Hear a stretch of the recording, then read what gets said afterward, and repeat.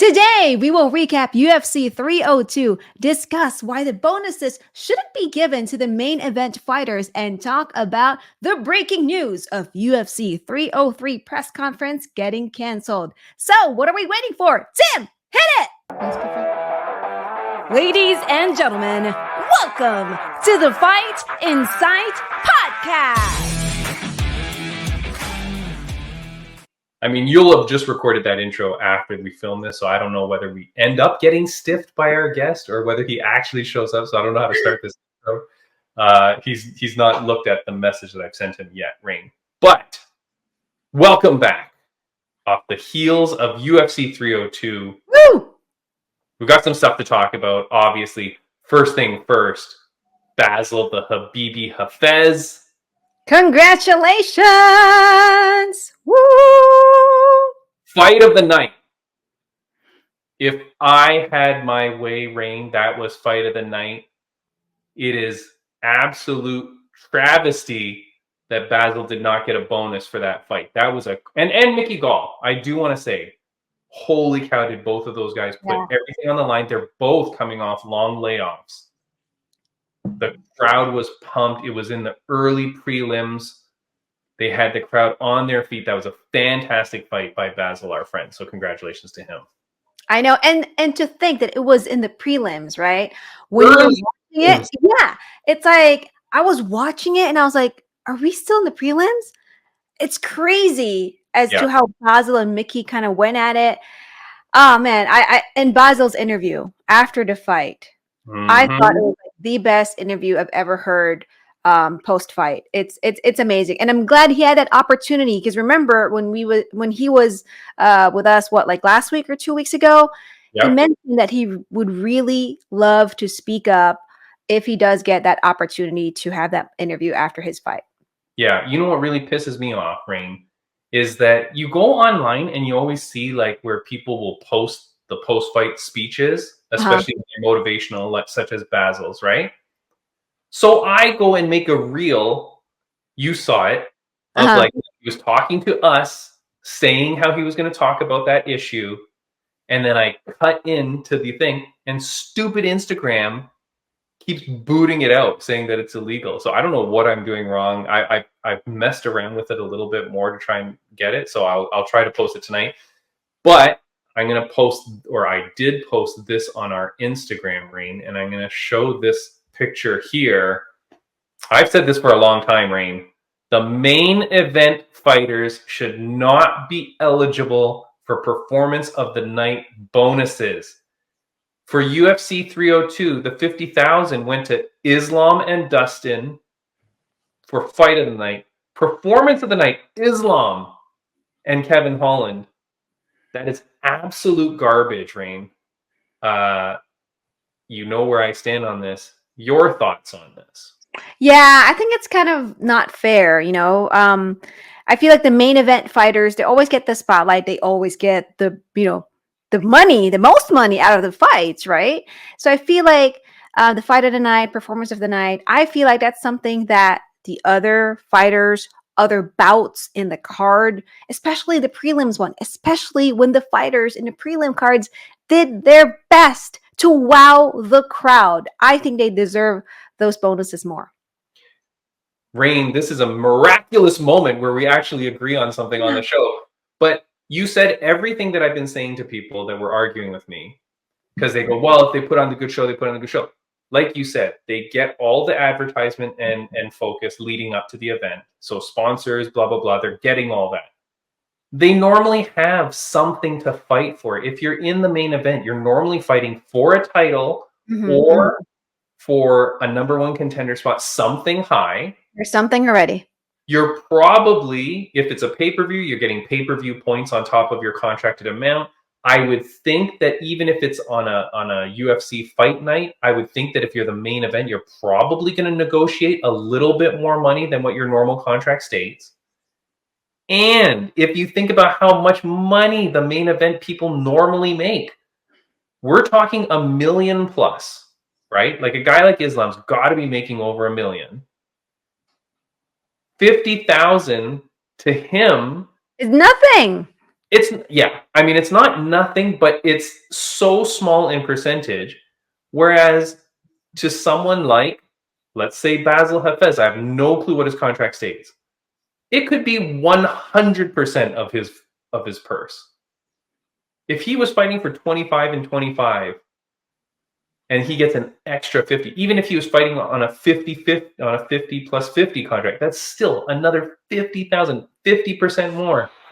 It means so much more to the younger fighters or to the ones lower on the card. Performance of the night, Dana White, no longer should we be giving this to main event fight. And don't double it up.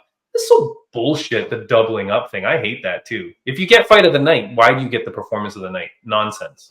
Yeah. I guess like for me, being a part of the main event, that already gives you the spotlight, right? So I think if you get the fight of the night, that's like, if someone hears about it, oh God, that's the fight of the night. I didn't even get to see that fight. Oh, it was in the prelims. Oh, let me go check it out. Oh, I've never heard of Basil Fez. Oh God, this guy won this bout. Oh man, he deserves that fight of the night. So I feel like, if it's not taking away from, Islam and Dustin, right? Let's just say, their fight was not eligible for a fight of the night, performance of the night. It's not taking away anything from that fight if they're not eligible to get those. They did a hell of a fight. They had an amazing performance. Yeah. The fact that they had the main event spot, that says a lot. And honestly, they deserved it because of the fight that they put up. But I just think that it's giving more opportunities for other fighters, and at the same time, it makes other fighters more hungry, right? Like, hey, you know what? This time, I'm not yet in the main card. I'm not yet in the main event. But hey, I got that fight of the night. Yeah. One day, I'll make it to the main event. But they say and they say that the bonus is often meant to encourage more finishes, to encourage blah blah blah. Right? Like, it's meant to be that added incentive. The guys in the main event don't need an added incentive. They're already fighting for something very important 99% of the time. You know what I mean? It's normally for a title or a number one contender spot, something. They already have all the reason in the world to do well. Yeah. So it's funny because so I'm saying Basil Hafez versus Mickey Gall was an instant classic, crazy fight. If you did not watch it because maybe you don't have UFC Fight Pass or whatever, maybe you didn't get to see it, go watch it. And I love your point, Rain. If you gave that fight of the night, people would now go seek it out, because here's a guy on our Instagram that responded to that meme that I just put up, right? That beautiful, beautiful meme. So this guy says, I agree, but for 302, no one on the prelims deserved anything. This But did you watch it? Yeah, he didn't watch it. I mean, there's no way. So that's what I responded. I'm going, did you watch the early prelims? Did you watch Gall versus Hafez? There's no way you watch that fight and don't think that was either fight of the night or that at least Basil deserved a performance of the night. For getting clocked, those two guys ate so many shots. I was freaking out. I mean, I thought Mickey's nose was going to fall off at one point because, I mean, Basil hit it so hard. And then Basil's neck, like, just snapping at some of the shots that he took. I don't know. But yeah, Rain, I think that people don't watch it. And I think that is the new rule that needs to come into play. UFC 302, I also want to talk about this. The scorecard controversy, Rain. You know about this? I mean, I kind of heard something about it, but yeah, go ahead. The score in question is the one that was for Paulo Costa in the co-main. So this is, I mean, me no count gooder is the title of this part of our show here. The scorecard on the right by Dave Torelli scores the fight 49-46 for Costa, giving him all but the final round. Rain, did you watch the co-main? I did. So that's why I was. Yeah. Who did you score it for? Who did I think won the fight? Oh, I thought it was Sean Strickland, unanimous. That's what I But thought. how many rounds did you give Sean? Did you keep track of it that much, or were you just like, well, it's clear Sean won? I mean, the thing is, it's like I was kind of watching it at first, and up close, and then when I felt like, okay, this is already Sean's fight. So like the last 2 rounds, I was kind of just like glancing a little bit, mostly because I was at work. But that means you thought he won the first 3. Yes. Well, the thing is, to me, I just thought that Sean was really dominant, in this bout. So I felt like towards like the 4th, I was like, okay, I don't know. I think this is going to be Sean's going to win this fight. And then when Bruce announced the winner, I was like, oh God, this is going to be a split decision. Yeah. I was shocked. And I saw Sean's reaction. Insane. He was surprised too. Yeah. Dana White comes out and says that's the worst thing ever, that judge should never judge again. To be fair, I'm not too familiar with that name, Dave Torelli. He's not a name that I see all the time. But maybe he is. I don't know. But all I know is that he's not our good friend, Judge Mike Bell. Or Judge Chris Lieben. He's not any of those guys.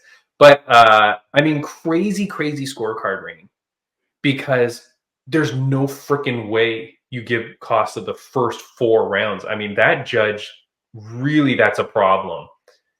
I'll tell you, I used to train with a guy who's been a co-host of this show once before. His name is Jackson Curry.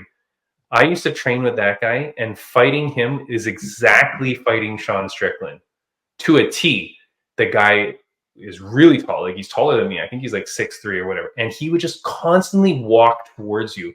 It's the most annoying thing on the planet. He just constantly walks at you. You're constantly backing up. You never have a chance to set your feet.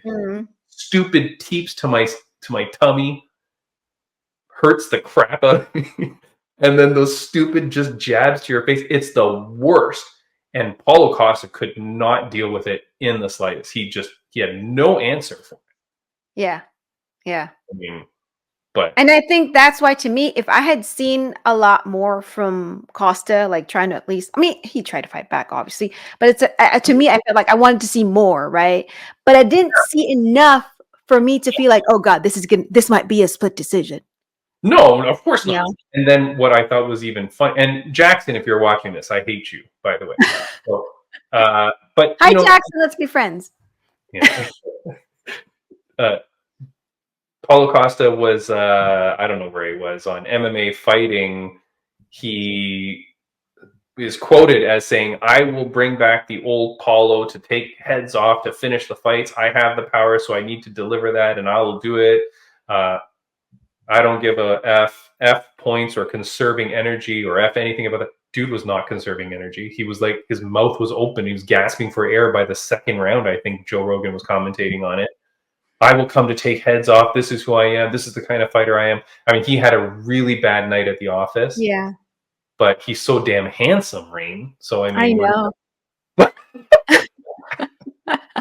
was an immediate, very handsome response. Yeah. So, yeah.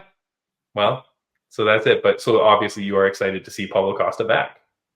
Yeah, I was excited to see him back. I mean, I was excited to see him again. Oh, again. Yes, of course. Yeah. Like you said, I love how you said, oh, it's just like a bad day at the office. I think that's what happened to him, honestly. Yeah. But when it comes to the decision, I was basically, I had the same reaction as Sean when he reacted like, what? Split decision? Yeah. I mean, yeah, great. Yeah, the way he looked at the crowd or whatever. Yeah. Shocked that was going to be it.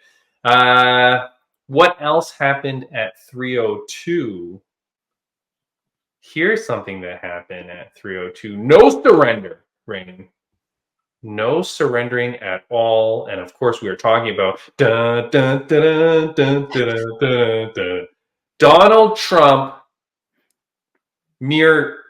hours after being convicted of charges or whatever, being found guilty of blah, blah, blah. He's in the arena. I was shocked, actually. The crowd eating it up. It is crazy, Rain, that the former president of the United States loves the sport so much. Mind you, Rain, there's no reason he is there aside from his love of the sport, right? The 30,000 meatheads in attendance, they're not going to swing the vote for him. You know what I mean? Like, Yeah.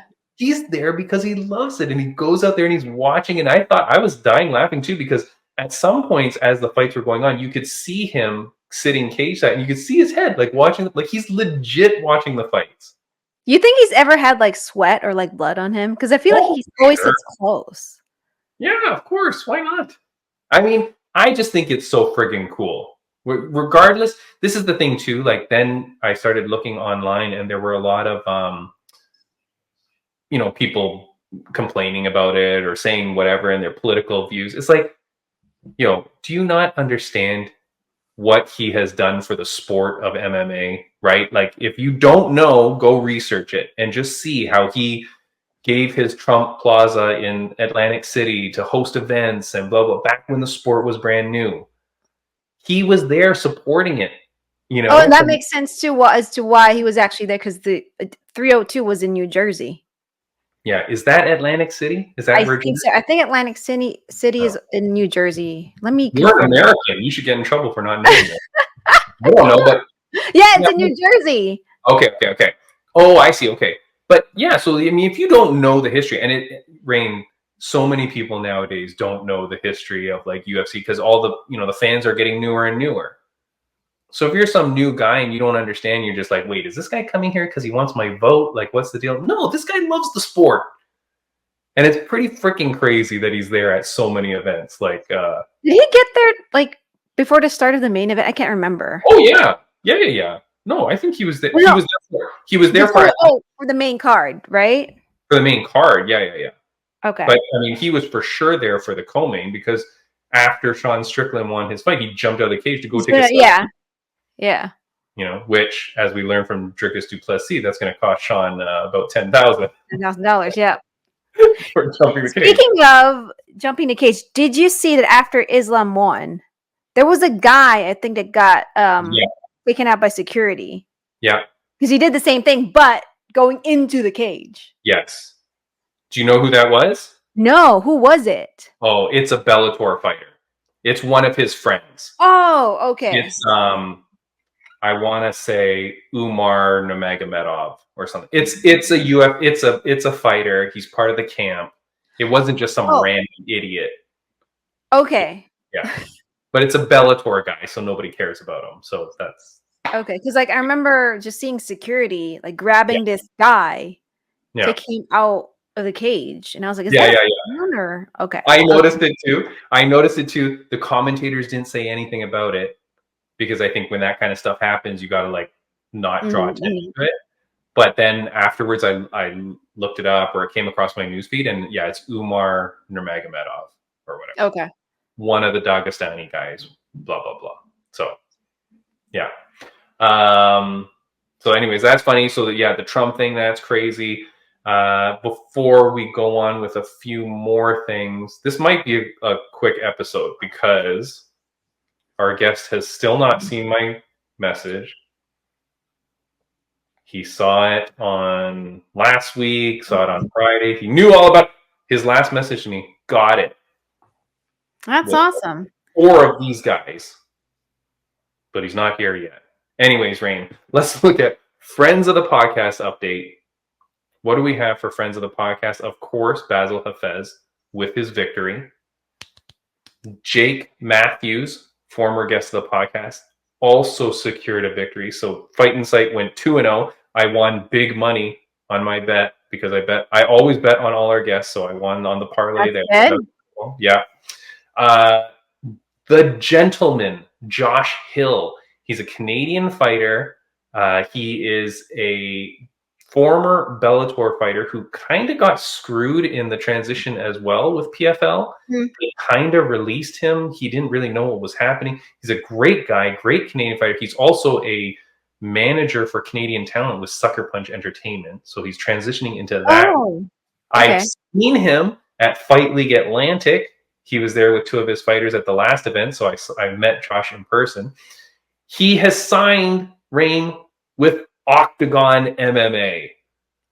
What? Is that the same promotion where As our good friend, yeah. I'm Are you trying to trying I'm to trying to think of his name. Oh my god. I know who I'm talking about though. Marcus? No. Why No. am I forgetting the name now? I gotta edit this out. Dennis the Menace Frimpong. Frimpong! I said it first. Dennis the Menace Frimpong. Yeah, so Octagon. So anyways, Josh Hill is signed there. So I'm very happy for him. And right away when he signs, other fighters start calling him out. So because the guy's got a name, he's going to bring a name there, right? So I'm very happy for that. So gentleman Josh Hill, I'm very happy that he's got a fight. He's going to be coming on our podcast soon. He's actually training in Thailand right now. Ooh. He's a guy who we had on the podcast back during the pandemic. Of course, the podcast started during the pandemic, but he was on because he was talking about the BS about the government and how they were shutting down fighters from not being able to fight in Canada. Josh Hill, always a guy that will speak his mind, which I love about him. So I want him to come on to talk about all the garbage that's going on with Bellator.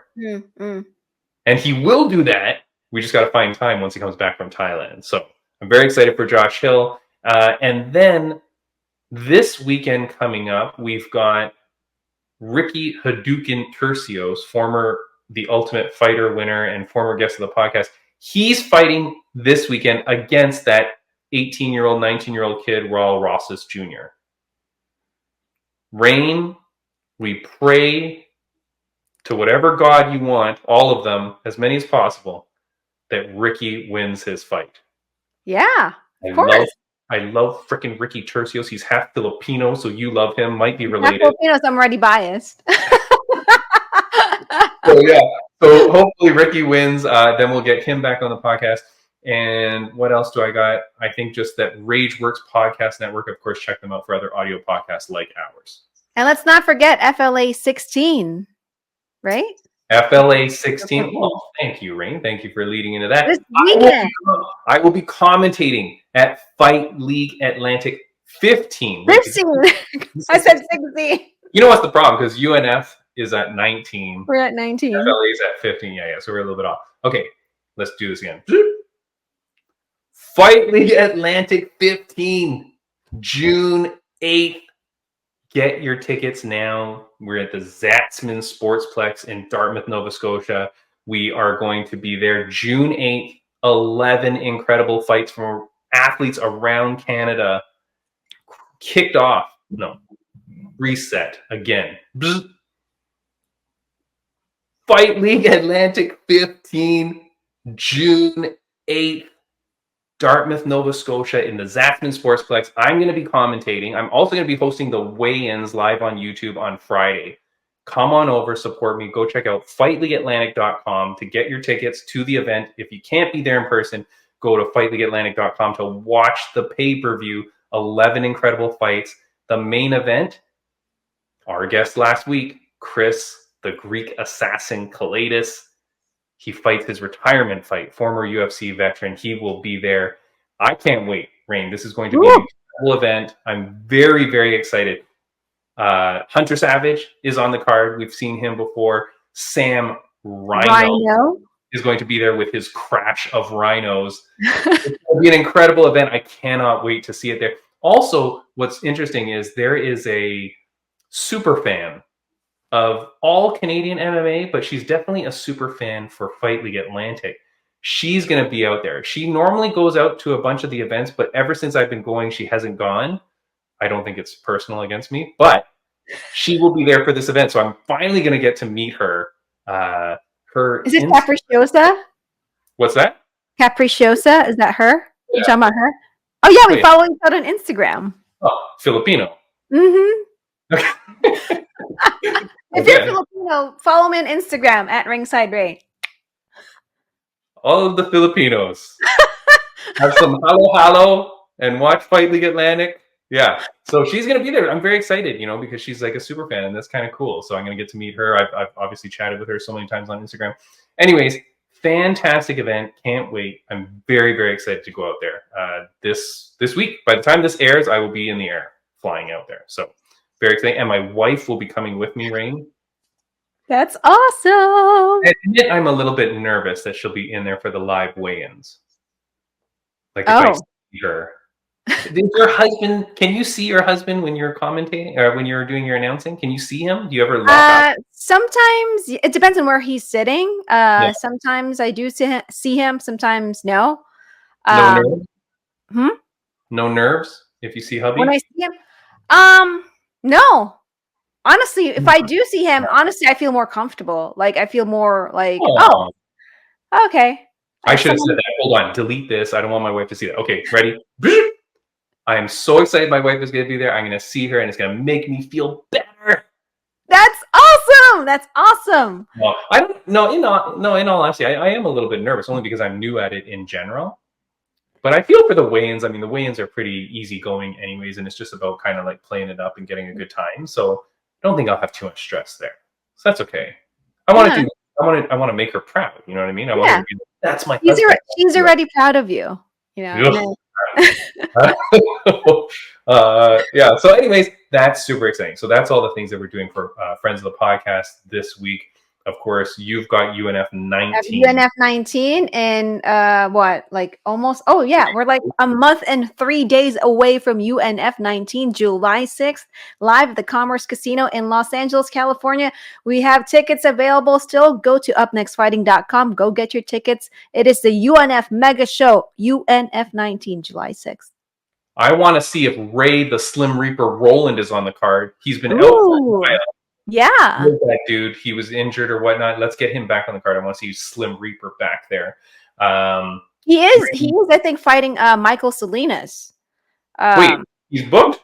I think so, because I saw it on one of the UNF posts that he I is was going just to be back and he is fighting Michael Salinas, whom I announced at UNF 18 out here in San Bernardino, California. I might have to get Ray Roland back on the podcast. I really like that kid. I like him a lot. I want him to do well. So, okay, good. Ray Roland, I'm happy for you, brother. What else we got going on? What else was I going to say? No, I guess that I was was it. going to ask you, what did you think about Dustin Poirier's post-fight interview? How he's like, okay, I'm not sure if this is like the last No, for me. I think that's the right thing. In reality, I think, he said, what am I doing this for? I was doing this to win a title. If that's now out of the picture, why am I here again? Mm-hmm. I think that's true. I think like now for him to get another title shot, he needs to have another 2, maybe 3 wins, because you can't lose the title so many times. I don't think fighting for the BMF Is like worth it for him. No, like that's stupid. That's just a made up title for all Mm-hmm. reality. Like that wouldn't satisfy his hunger. You know what I mean? Mm-hmm. No, I think he should retire. I like at the end of the fight when you could see his wife and his daughter there, and they're so nice and cute and whatever. And he says he has a good life. He's doing his charity. He's got a lot of things I feel outside of fighting. I feel like he should do that. Focus on the family. I mean, he's gone through wars and wars and wars. He's a legend forever. I just don't think he needs to. If he were to fight again and then lose, that would be really bad. So you know what? And again, yeah, as long as he's good for money, and he says he is, and I'm sure he made. I think so. Yeah. I think he's all good. Yeah. I did like what he because I think that was the first time that his daughter actually went to a UFC event and saw him fight. So that was really special, and I love how he kind of dedicated that fight, and I think for his daughter, and how he, like in his interview, he said, "Always chase after your dreams. It's a beautiful thing," and that's him talking to his daughter. It's crazy as to how he's not just setting an example for fighters who want to pursue this as their career. If some young fighters watching this at home, looking at him, hearing his interview, like, oh my God, I want to be where he is right now. Yeah. And you listen to his interview and it's like, oh wow, one day I get to be him. And him talking to his daughter, she's probably like, oh my God, what happened to my dad? He got beat up, but wait a minute, he's happy. He looks like happy. Yeah. He looks like he's fulfilled, and it's like, wow. And he's telling me to pursue my dreams. that's amazing. Because you know what? My dad did. He's right up there. So I thought it was just a beautiful moment for Dustin. And, you know, if that was his last, you know, post-fight interview. Yeah, I think you're right. I think they, you know, as long as his daughter's dream is nothing to do with another Dagestani, right? Like, if your dream conflicts with a Dagestani little girl, don't go after that dream, because that's a tough one. But no, I think it's nice. You know, I think it's important for children or adults or anybody to see that you can get knocked down and keep going. You can get knocked down and still have a positive spirit. It is, I wasn't going to talk about this, I guess, but it is Men's Mental Health Awareness Month. And I do see a lot of posts about things about mental health. For fans of the podcast, we had a guy on a couple times. His name was Daniel Martinez. He's the fight lawyer. He actually committed suicide last month. Aw. And he was a lovely man. Like, we had him on the podcast a couple times. He broke down the Cain Velasquez trial and stuff. He was a criminal defense lawyer out in Miami area. Great dude. And unfortunately, that happened. And you never know what's going on in people's lives. You never know what's happening behind the scenes. This fake Instagram bullcrap that we see of people is all fake, right? Rain and I hate one another behind the scenes. But for the purpose of the podcast, we make it look like everything's fine. You know? Smile all the time. Hey, Rain, how's it going? But in reality, you know, you never know what people's lives are like. And so it is really important. And I was so shocked and I felt so terrible. I went to my old co-host that knew him, Daniel, and I told him, and shocked, like beyond belief, you know? Yeah. But that's the thing, you know? But yeah, chasing your dreams, going after things, having a good spirit, not letting like setbacks take you down. It's all really amazing things. So, but Dustin Poirier, I think I would be happy if he retired, because you don't need to put yourself through more punishment. You're a great guy. You've made good money. You've made such a upstanding citizen of yourself. I think there's nothing more to prove, you know? And in reality, I know this is saying this from obviously this place, but that gold belt doesn't define you, right? Like those momentary successes don't define you. It's your overall career. It's your overall personality. It's the overall person who you are. That's why when you ask me, Rain, who's my GOATs in MMA, I always take their outside of the cage personality or whatever into play, because I don't care what you just did in the cage. It's what you do overall. And I feel like Dustin's a really good dude. So yeah, I'd be happy if he retired. I don't see the need for him to come back if his heart's not fully in it, and if he doesn't have like a real goal, you know? Yeah. And I'm glad he took that opportunity to, you know, do that interview and just, you know, say what he had in mind. And there's a part of me that's like, man, this would have been a perfect opportunity for Bruce Buffer to do the "it's time" to retire. Yeah. How dare you? Got something to tell you. Yeah, no, he's not gonna do that. No. I just, you know, just looking at him, I felt like I saw a man who was like, who accomplished his dream. Yeah. He looked fulfilled. And then he talked about his daughter a lot. And I think he found a new purpose in life, you know, and I think that's like, you know, be with his daughter, be that father figure that his daughter needs. Yeah. So yeah, I do think that, you know, after, you know, his fight with Islam, I think he's just gonna sit back and think about this and probably say, you know what, it is time. Yeah. And you know, and I saw behind the scenes where Dustin was speaking with Islam, and they were being very cordial with one another, and he was saying, "You're a great champ and great fight, blah blah," and they're being very nice. I do hope that there was a moment where Islam spoke to his daughter. Dustin's daughter. I really love that. I like it when the fighters, when they're respectful of one another, and when they're also respectful to the family, because I think that that's very important for the daughter to see too. And because there's no real bad blood between them, I feel like that would be a really important message for that little girl to see too. Like, yeah, my daddy just fought this guy, but this is a sport. right? And it's okay. And at the end, we can be friends and everything. So it's not that you're just witnessing violence, right? You Yeah. truly are witnessing a sport. So Yeah. yeah. And I know we talked about earlier how the main event shouldn't, be eligible for fight Yeah. of the night or performance of the night. But man, I remember watching Islam versus Dustin, and I was like, man, I felt like I was watching a movie, especially, because it's like, how you could hear like the crowd cheering, right? Whenever Dustin would get back up, I Yeah. just hear like the crowd cheering. So it's like, I just thought it was like a scene from a movie, right? When Well, it's then like, that's another thing though that goes into the bias of those awards too, is that the crowd is so invested in mm, it as well that the crowd pumps it up more than I think what that fight actually was.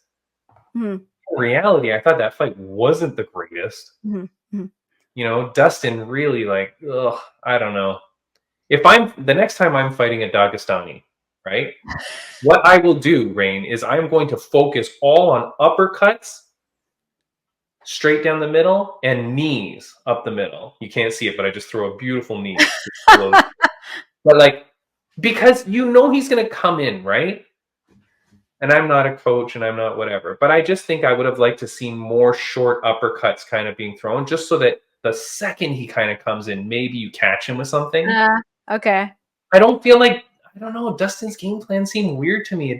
He was incredible, but I didn't see what his path to victory was in that fight. He was looking for, to connect on a good shot or something, but it didn't seem like he had, I don't know. But No, anyway. like for me, just like that, like the visual of like him getting up and hearing the Yes, crowd, yes. right? To me, it was like, oh my god, this is like a movie. But again, like I thought there was like a fight that deserved the fight of the night instead. So, Exactly. but yeah. Yeah, Basil and Mickey's scrambles were crazy. Mm-hmm. Like the scrambles were amazing and the fights were incredible. So yeah, I mean, I think there was that for sure. But anyways, let's get off UFC 302, but we will segue a little bit because obviously Dustin Poirier, his main nemesis, Conor McGregor, supposed to fight next month, right? UFC 303, McGregor versus Chandler, which good old Timmy B has predicted is never ever going to happen. But they booked it. And then did you see what happened last night / today? The press conference got canceled. Breaking news! UFC 303 Dublin press conference postponed until further notice. Like, it's not postponed for a week. It's not postponed until tomorrow. Until further notice. You have a whole bunch of people. You have a venue. You have everything getting ready. This isn't dinky PFL where they have 0 fans for a press conference. This was going to be a real press conference with people there screaming and cheering. There's a whole bunch of Irish people that took time off from the bar to go watch the press conference. Instead of getting drunk in the bar, they were going to get drunk at the press conference. They were ready to go. Well, now they have another reason to get drunk again. What? What's the other reason? Because the press conference got canceled. Oh, okay. It's sad, like a wait kind of thing. So the title of this segment, Rain, that darn sugar booger. No, booger sugar? What's it called? How do you say cocaine? Booger sugar. I have no idea. It's the white powder, man. Conor McGregor. Okay, Rain, when you hear that this thing is canceled, obviously Conor is high as a kite. What's your take on it? No, I honestly, for me, I was like, oh God. And I thought maybe there's something wrong with production or something wrong with like maybe Dana White can make it, to the event, or the fighters can make it to the event. But yeah, something not fishy. I don't know if I don't know. I'm not assuming or thinking that there is something fishy. To me, it's like, well, they said until further notice. Okay, cool. Then I'll wait. No. Rain, you have a press conference meant to sell your pay-per-view. You have all the fighters getting on the plane to go halfway across the world.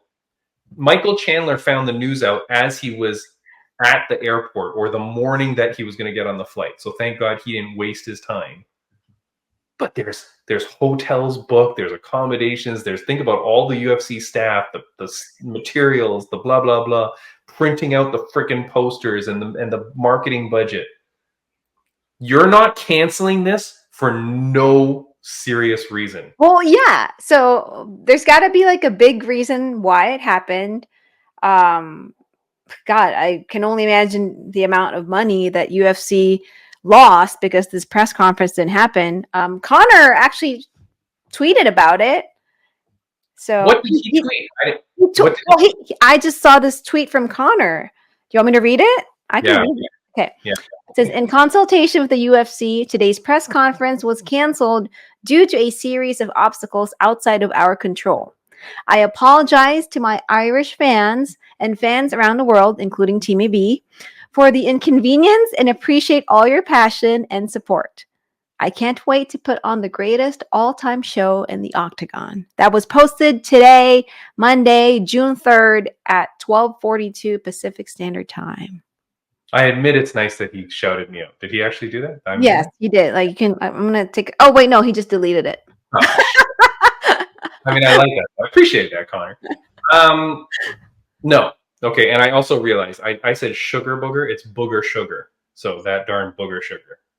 I have a lot of editing to do this podcast, right? And spoiler alert, I will not be editing anything. So that darn booger sugar. No, Rain, that's a lie.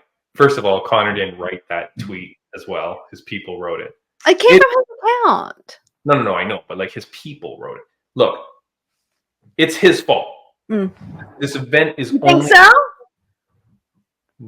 Rain, it's not like they said, hey, Bruce Buffer couldn't come or John Anik couldn't come to host it. Who at all could have that event canceled? Nobody but Conor, right? Michael Chandler could show up over Zoom and they would have ran the stupid event. Like the only person they care about for this thing is Conor. So big, massive question marks. Ariel Helwani was talking on his show today saying, I can confirm that there's nothing blah, blah, blah, nothing salacious and blah, blah, blah. I'm like, dude, nothing is salacious until the salacious thing comes out. That's how salacious stories work. You know what I mean? Like, but that's the thing. Like for me, it's like I don't want to speculate anything because this is all about lies, innuendos. Like, no, that's what we do here. We just no. It's the booger sugar. This is what we're talking about. You know? No. It's Conor 1,000,000%. I can segue into something else again because we have no guest today because our guest has totally ghosted us.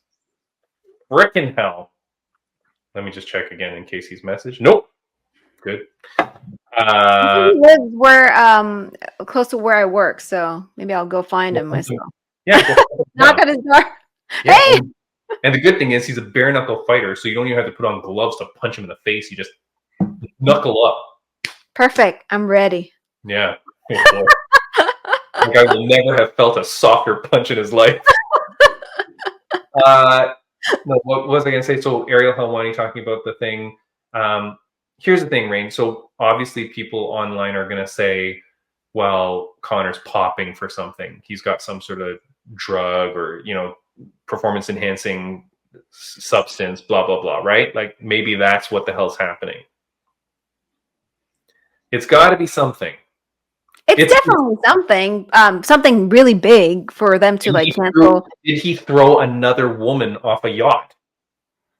Oh God. That would happen. I mean, hopefully the fight would still happen. Even if he threw off a boat? For me, maybe there's just, something, I feel like there's something behind the scenes that needs to be squared away.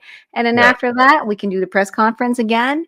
And, we'll proceed with UFC 303. I mean, I heard how excited Dana White was when he said, he's going to fly to Ireland right away after UFC 302. So I think UFC is all about making this fight happen no matter what. So, I mean, there's still time. Yeah. I mean, it's crazy. There's something going on. So now, Rain, if you had to bet, you think 303 is still going ahead with Conor as the main event? I think so. Oh boy, it's got to be going less and less. The odds of that happening. Okay. You're a month out.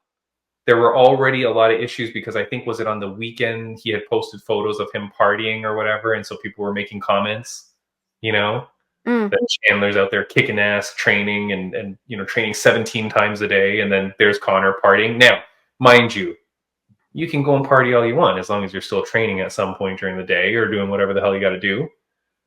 But it's very interesting, and if you have a bookie to place a bet now, I think you're betting on that he's not showing up. All right, I have a question for you now. Which one do you think will likely actually happen? Michael Chandler versus Conor McGregor, or Mike Tyson versus Jake Paul? I think the greater chance right now is that we see Jake Paul versus Michael Chandler in a cross-promotional fight to save both. We're going to have UFC 303 on Netflix. Jake Paul versus Michael Chandler, the fight nobody ever wanted, happens live on Netflix. The greatest thing ever. Rain, clip this off, post this, because guess what? If or when this happens, you called it right here, Fight Insight Podcast. We know that WWE has already struck a deal to have Raw air live on Netflix in 2025, right? So we know there's a connection there already. Now all you do is you move UFC 303 into Netflix. Jake Paul's already trained. It can be a boxing fight. It will be a boxing fight in the cage, right? Because obviously Jake Paul's not going to suddenly fight MMA. But can you hear my cat squealing? No? No. She's just running around yelling. I've lost my train of thought. I was so excited. Michael Chandler versus Jake Paul in boxing gloves, but in the UFC cage for the main event of UFC 303, a massive who would have thunk it event. All thanks to the booger sugar that canceled everything. Rain. Not get canceled. It's just a press conference. Fucking fighting. Mike Tyson, give that up. That's so nonsense. The guy's literally dying on a plane. Never going to happen. Never. You don't think so? They were pumping Mike Tyson full of so much juice to get him to film those goddamn Instagram stories to make him look dangerous. No. I don't think that fight's ever happening. No way. And I think Jake Paul really has to be scared now, or nervous now too, because if you were to ever rebook this fight, what if this happens again? This guy's on borrowed time as well. Like, he's got to strike while the iron is hot in terms of his popularity and in terms of his public. You got to move on to the next thing, and you got to fight someone else. You got to move on, man. You can't keep rebooking the Tyson thing. Yeah. Now what? He's just like waiting. Okay, we rescheduled it to this date. Okay, I'm gonna wait. And then oh God, it didn't happen again. Now I'm just not fighting. I'm training for what now? Yeah. No. Yeah. You can't. I think that fight's long gone. So if I had to pick between the two, I'm gonna say Conor versus Chandler happens at one point. But I've gone on the record saying I never thought that fight was gonna happen ever anyway. So I think that's gonna happen still. At UFC 303? I think so. No. I don't know. I wouldn't bet on it. I would not bet on it, Rain. And this is coming from a guy who just made a lot of money on our Fight Insight bet, my parlay bet. All right, what else we got for today? We're doing pretty good on time. We're not too slow or low here. No. I think we're giving our guest some time just in case he decides to show up. Yeah, I mean, now if he shows up, we can interview him for 5 minutes. That'd be great. By the time you learn the intro, we'll boot him out. You know what we should do? We should probably have a segment called Phone a Fighter. Yeah, we just call random. Do that people. Actually, yeah. Just call random fighters. I just don't know. We did it before on a podcast long ago where our guest ghosted us, and then I just started messaging out random fighters to see who would come, and Sam Alvey came on. Smiling Sam. Oh man. So that was pretty funny. Let's see what else we got. No, I think that's it, Rain. I think that's it. I mean, I'm very excited to go to my Fight League Atlantic. That's awesome. I'm very excited to see my friends that are there, you know, out on beautiful East Coast Canada. I'm excited that Hunter Savage is fighting. I'm excited that we get to see Sam Rhino. His I'm excited. professional debut, right? His professional debut against a guy, Rain, that I really do like as well. His name is Juan Pablo Lerma Lopez. He's from Nayarit, Mexico. Moved to Toronto to train. Now he's actually moving out and training with Hunter Savage in New Brunswick. He's been there for a while. He's going to be training there, I think, for the remainder of the year. Then he goes back to Mexico. Then he told me he's going to come back to Moncton, New Brunswick again to keep training with those guys there at GFT Moncton. So he's a really nice kid, Rain. The first time I saw him was last event where he was fighting. Such a pleasant guy. He was just so happy, so excited with the whole experience, like with the lights, the big arena. It was amazing. And he was just a guy that was really soaking it all up. So I really like that about him. And I'm excited to see him fight.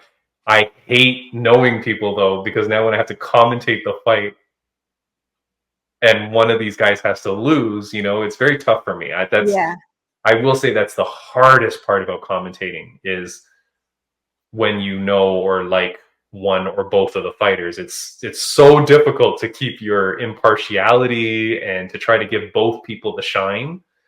But I'll do my best. And but you know, I just want these guys to have an amazing fight and to be applauded and to gain fans and to have a great experience, right? Like it's just so cool. So yeah. And I do think that they really appreciate, you know, your efforts as a commentator when you ask them questions, when you do your research, and you know, and fighters, to all of you who are listening to us right now, you know, anytime like a commentator or a ring announcer approaches you guys, man, just know we're just doing our jobs and this is all for you guys. So any information you can give us that would always help us help you. Yeah, definitely. We've talked about that before. And, you know, I think almost every out of the 22 fighters, I think pretty much all of them have gotten back to me. I think there's maybe one guy that's just been a little bit hard to get a hold of. Okay.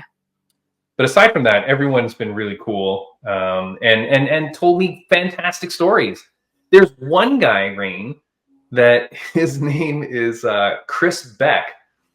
And I'm speaking to this guy, and I don't know him. And I'm speaking to him. I'm like, what's your nickname? And he's like, it's the Punisher. I'm like, oh, like from the Marvel comics, you know? He's like, yeah, the Punisher. I like Frank Castle. I like that whole thing. But I'm like, oh, that's cool. And then I'm watching something, and a clip comes out, and it goes, Superman, Chris Beck. And I'm like, is your nickname Superman or Punisher? And then I message him, and he's like, oh, either one is good. I'm like, what? So I don't know what I'm going to call him, but maybe it depends on whether, you know, he's a more Marvel or DC fan. But yeah, like, but so, you know, funny things like that, learning their nicknames. Yeah. One guy's nickname is, his name is Jesse Opper. And I said, what's your nickname? And he goes, I like to go by the Opper Whopper. Opper Whopper. Oh my God. I love that. Opper Whopper is good. What are some of the other nicknames? Yeah, like good nicknames for some of these fighters. But just the event as a whole is so amazing, and very, very excited and happy to be a part of it one more time. You know, I'm going to collect another badge, collect another staff badge. So I'm excited. And yeah, that's it. This is your what, like third, fourth, or fifth event? Fifth event. Nice. Five-time event. Yep, so I'm very excited. And yeah, next week on the show, we've already recorded it. We have 2 guests. It's our Father's Day episode. We've never done a Father's Day episode before. But this episode, very wholesome, I will say. Mm-hmm. And inspirational. Inspirational. It would help if you love Jesus. I'm going to say that. You know? Because it is a little bit religious-y, which is fine, which is good, right? I think it's important for people to be able to be strong in their faith and be strong in their beliefs. But this guest, very strong in that. His nickname is the Minister, Joe A. Martinez. He is the announcer for boxing. He did the recent Garcia boxing event. He does all the boxing events. He does the UFC. He does Invicta. But Joe A. Martinez is on the show. And then we have a man that you knew and brought to us, Rain, which was from Fight Night Customs. He does shirts and a whole bunch of stuff for the fighters. Yep. He has an incredible story himself.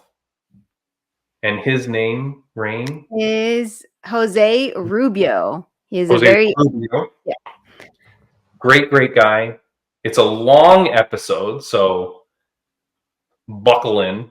So if you're driving somewhere to go see your dad, go play that episode.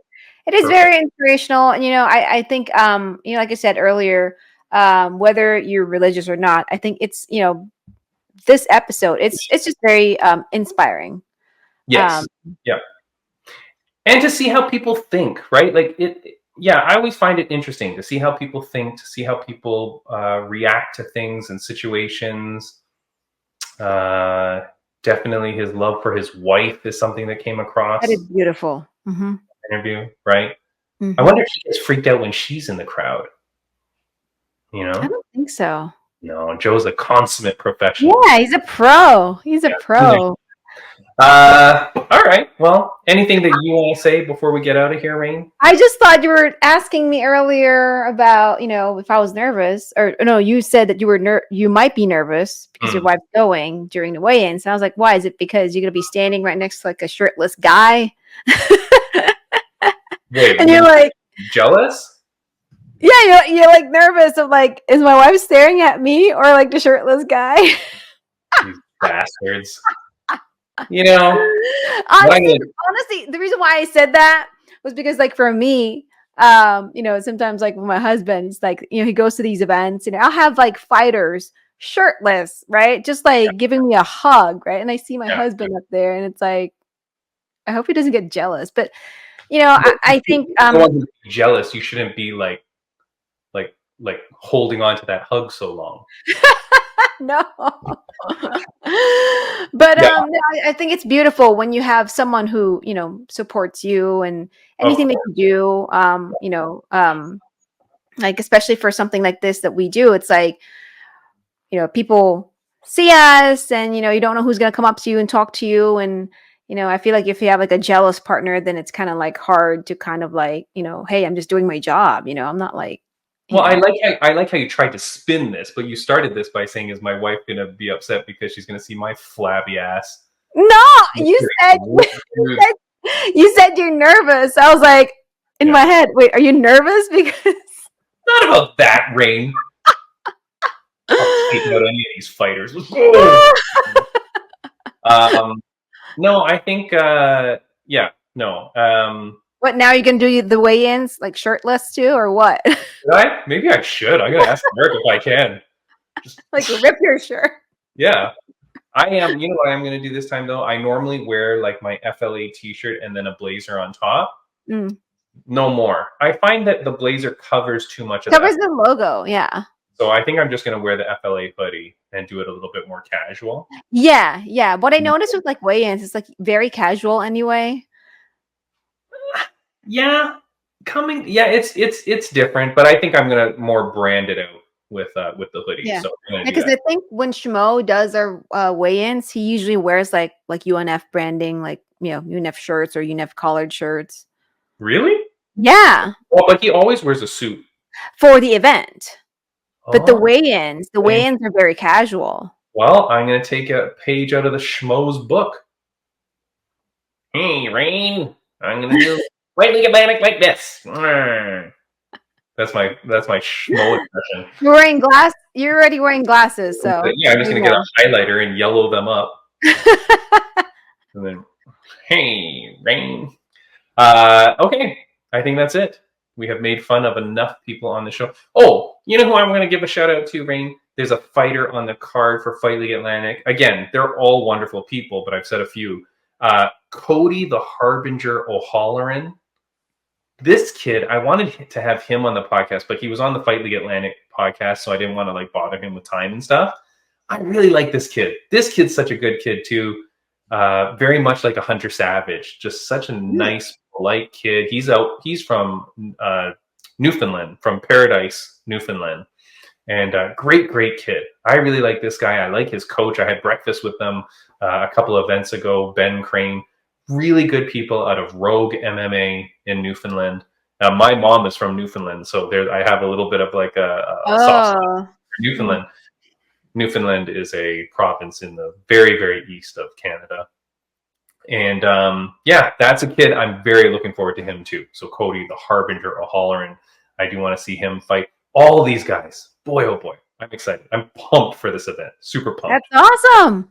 Yeah, of course. Now I'm going to keep thinking that these guys have better bodies than me, as you pointed out. All right, that is it. We are out of here. Thank you so much. I'm sorry that we did not have a guest. It's okay. It happens. Rain's going to go nuts. Any fighter who's listening to us right now, if you want to be on the show, call us. Send us a message on Instagram at Fight and Sight Podcast. We're always good luck to fighters, just so you know. Yeah. They always win when they win.